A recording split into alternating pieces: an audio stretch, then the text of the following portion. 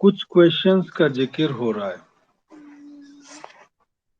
Question by heart याद हो जाए, साथ के साथ याद हो जाएंगे। Why do athletes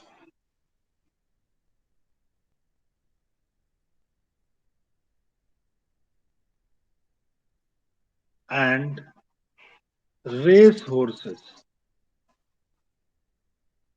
रेस में दौड़ने वाले घोड़े, टेक पोलन टेबलेट, इन लोगों को पोलन टेबलेट खिलाई जाती है, पोलन ग्रेन की बनी हुई। क्या रीजन है इसके पीछे?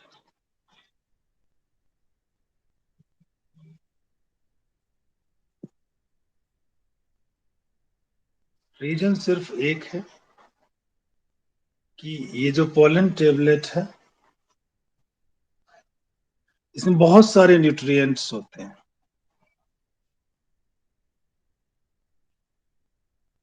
Pollens are suggested to contain lot of nutrients.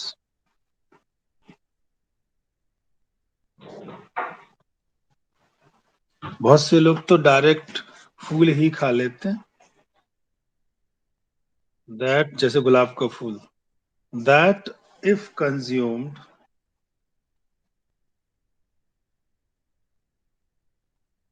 As pollen tablet,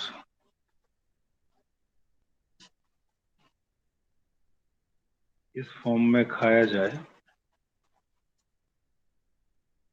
या पोलन के सिरप भी है मार्केट में, pollen syrup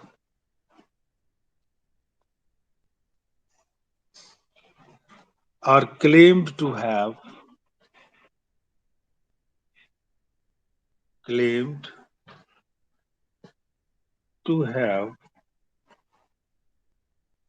enhanced the performance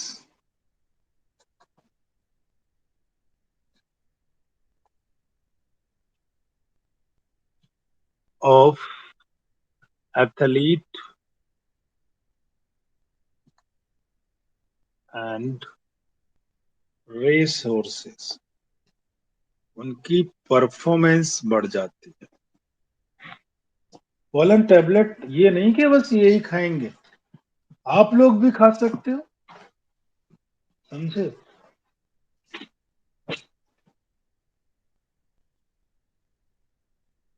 गुलकंद का नाम आप लोगों ने सुना होगा, नहीं सुना तो मैं कोई पीछे नहीं पड़ रहा सुनाने के लिए। गुलकंद फूल से बनाया जाता है, गुलाब के फूल में चीनी डाल के गुलकंद बनता है, और उसे खा लिया जाए, पान में भी रख के दिया जाता है। किसी ने मीठा पान खाया है और खाया है तो हाँ कह दे। Yes sir.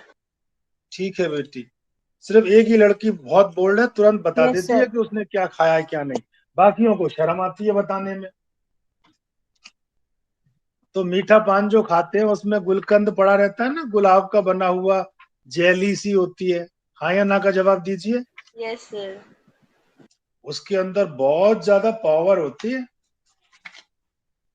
अब मैं ये नहीं कह रहा कि सर ने सिखाया है हम तो रोज पान खाएंगे, ऐसी बेवकूफी मत करना,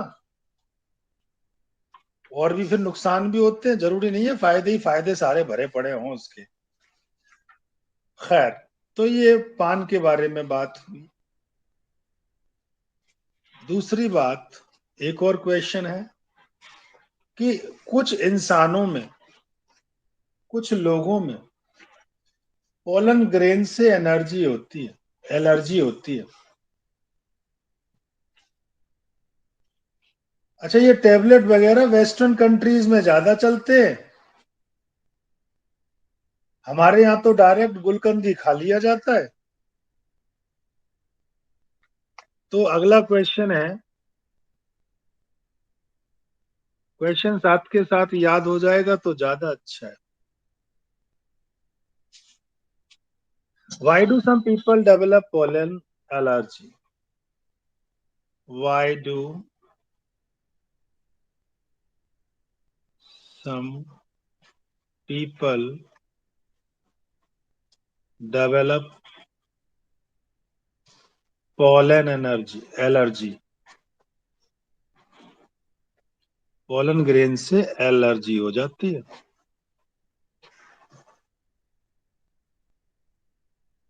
क्या कारण है? देखो, बहुत सारी स्पीसीज ऐसी हैं फ्लावर की जिनके पोलन ग्रेन्स सीवियर एलर्जी कर देते हैं. तो pollen grains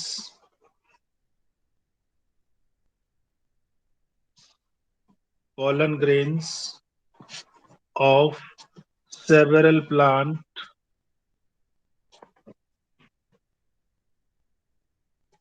species may cause severe allergies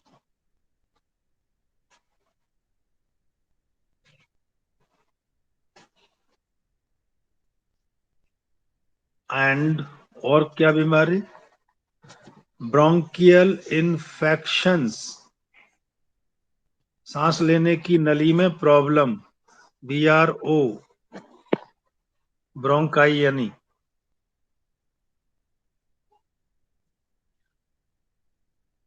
bronchial infections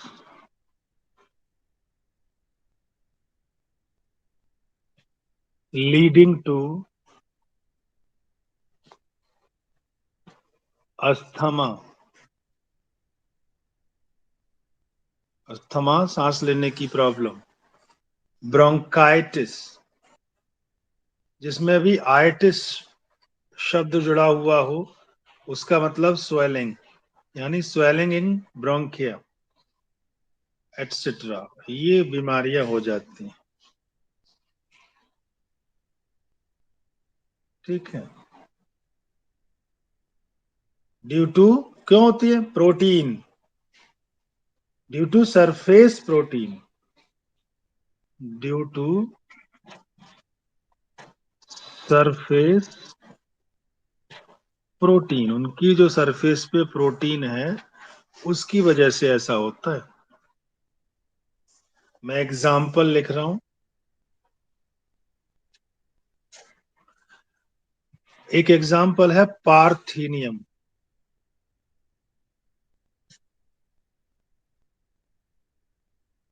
इसको कैरट ग्रास भी कहते हैं. Carrot grass.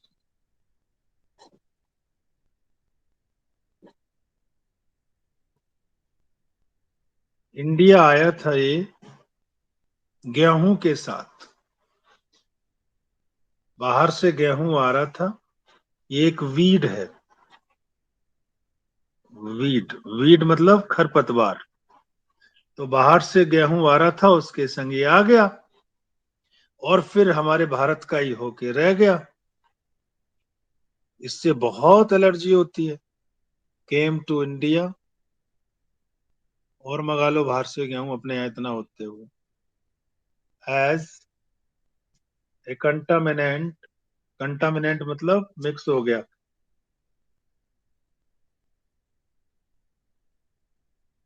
Contaminant with imported wheat, चावल के व्यापार के साथ आए हुए गेहूं के साथ. Causes respiratory affliction. Causes pollen allergy.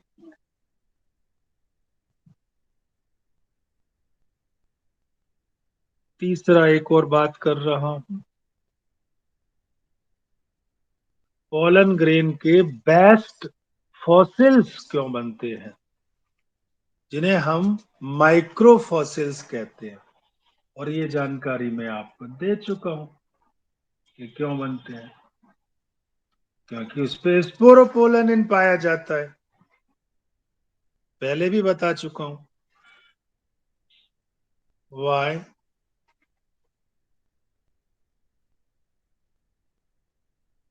pollen make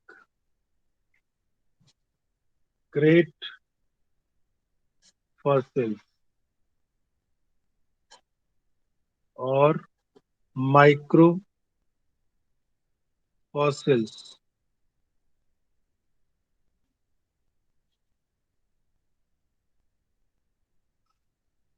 इसका आंसर आप सबको पता है, लेकिन फॉर्मेलिटी तो करनी है ना लिख के,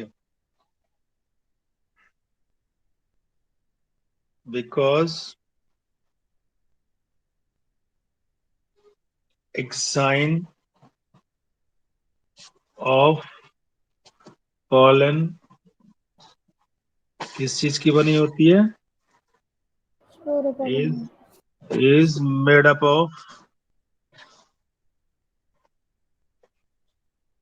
the most resistant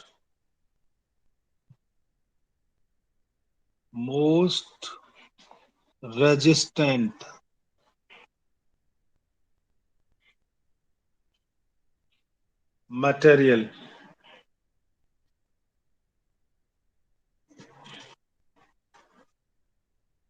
that is sporopollenin.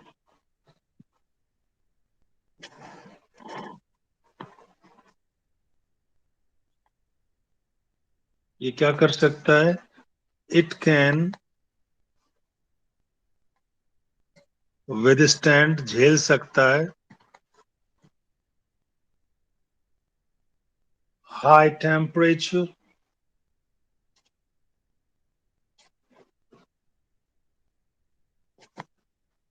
और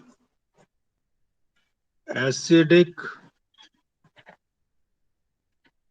और alkalis pH and no enzyme can degrade it.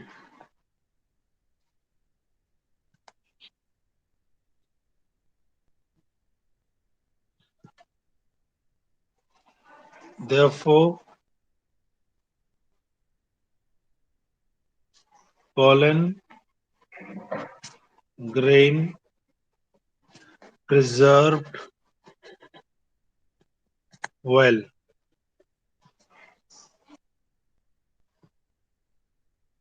Simple सी बात थी, समझ में आ गई होगी आप लोगों को, समझ के लिए कौन सी ऐसी आफत टूट गई इसमें।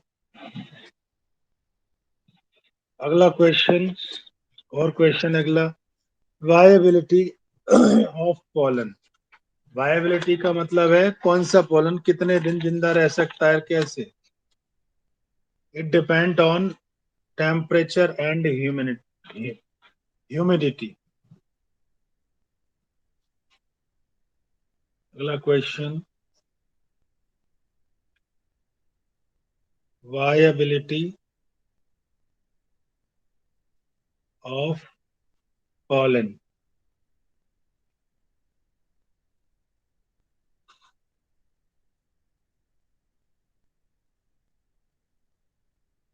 हम जानते हैं कि मोस्टली जो पॉलन्स हैं 2 सेल्ड और 3 सेल्ड स्टेज पे गिरा करते हैं,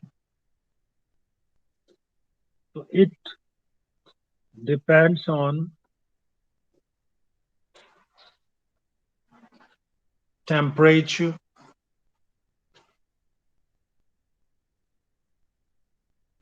एंड ह्यूमिडिटी।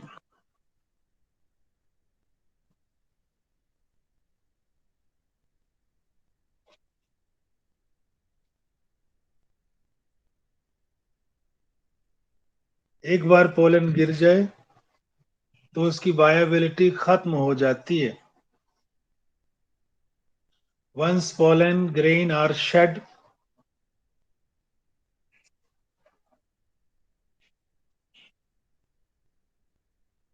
कितनी सेल स्टेज पे गिरते हैं, कल बताया था?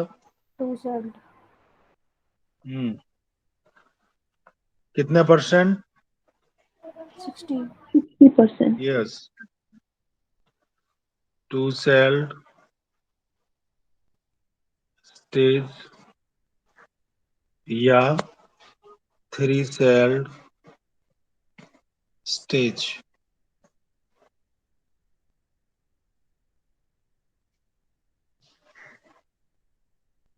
दे have to land on stigma,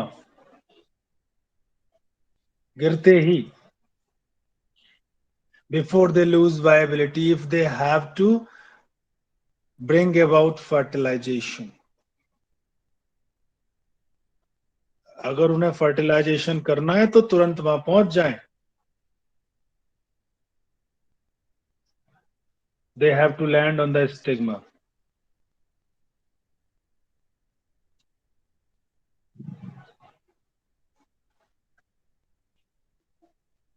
ठीक है,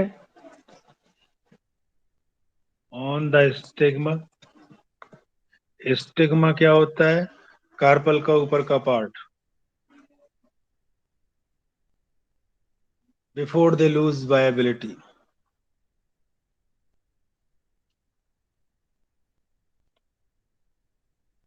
वो खत्म हो गई तो कोई फायदा नहीं।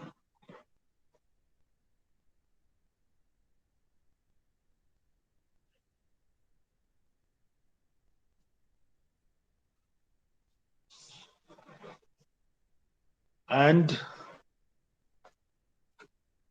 दिस वायबिलिटी वेरीज, सब में अलग अलग होती है, किसी की कुछ समय, किसी की कुछ समय। Example, 30 minutes in case of wheat rice,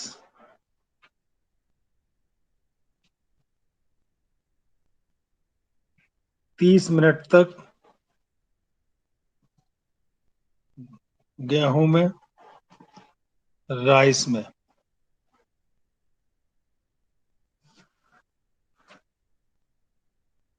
only 30 minute. कई महीनों तक भी ये जिंदा रह सकता है, सेवरल मंथ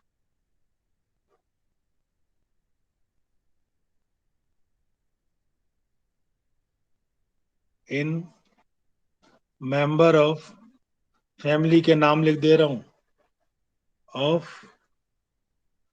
सोलेनेसी।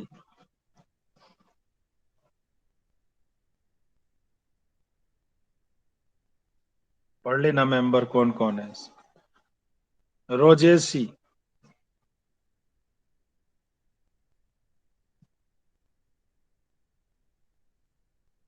लेग्यूमिनसी,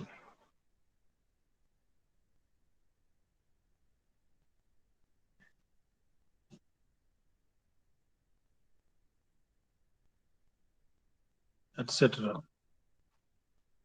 तो बच्चों,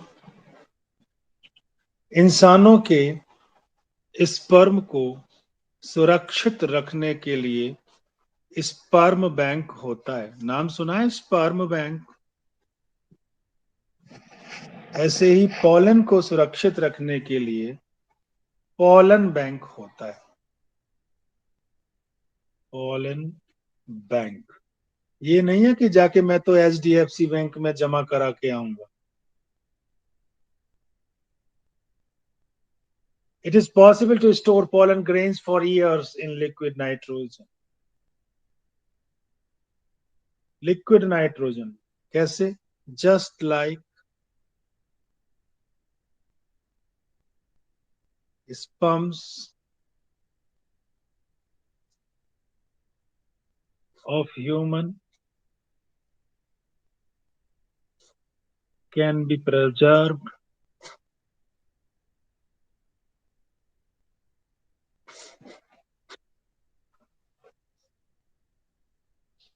किस लिए? फॉर आर्टिफिशियल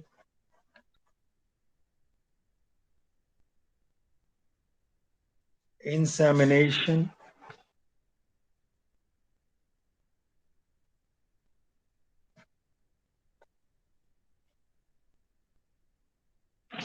मैं यहाँ से ह्यूमन वाला हिस्सा हटा दे रहा हूँ, ये तो हर जानवर में भी रख लिए जाते हैं।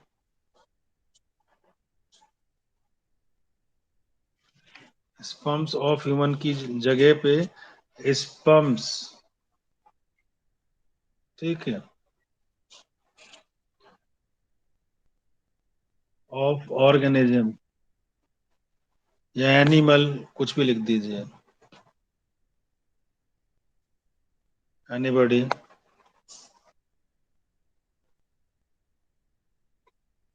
Can be preserved for artificial insemination in animals, अगर इनका रखा है तो। ह्यूमन, इनका रखा है तो। आपने विक्की डोनर पिक्चर देखी होगी, उसमें एक डिब्बे में लड़का स्पर्म लेके जाता था। उसी प्रकार से pollen grains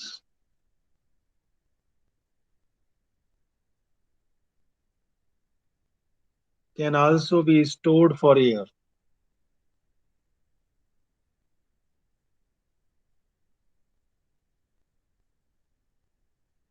Stored for year.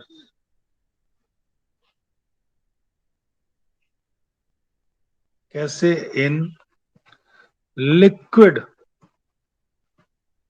Nitrogen.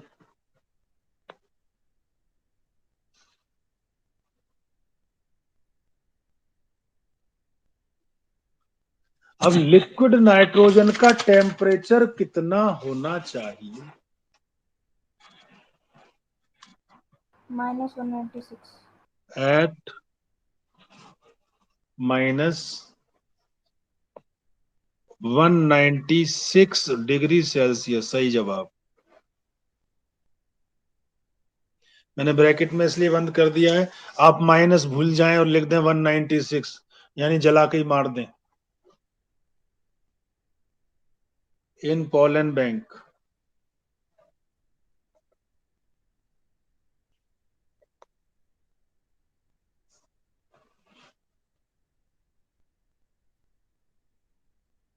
बात समझ में आ गई? इसी कलेक्शन को पोलन बैंक कहते हैं। दिस टेक्निक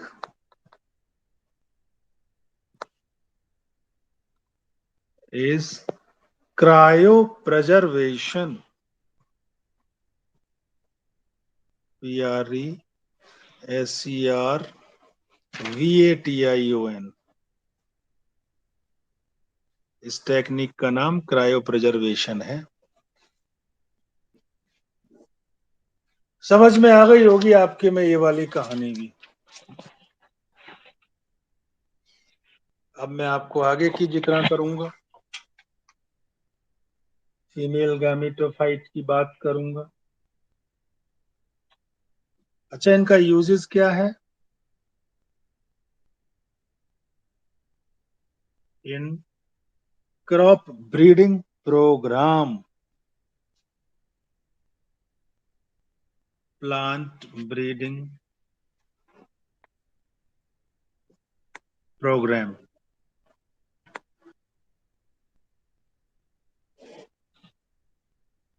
इनमें इनको ढंग से यूज किया जाता है।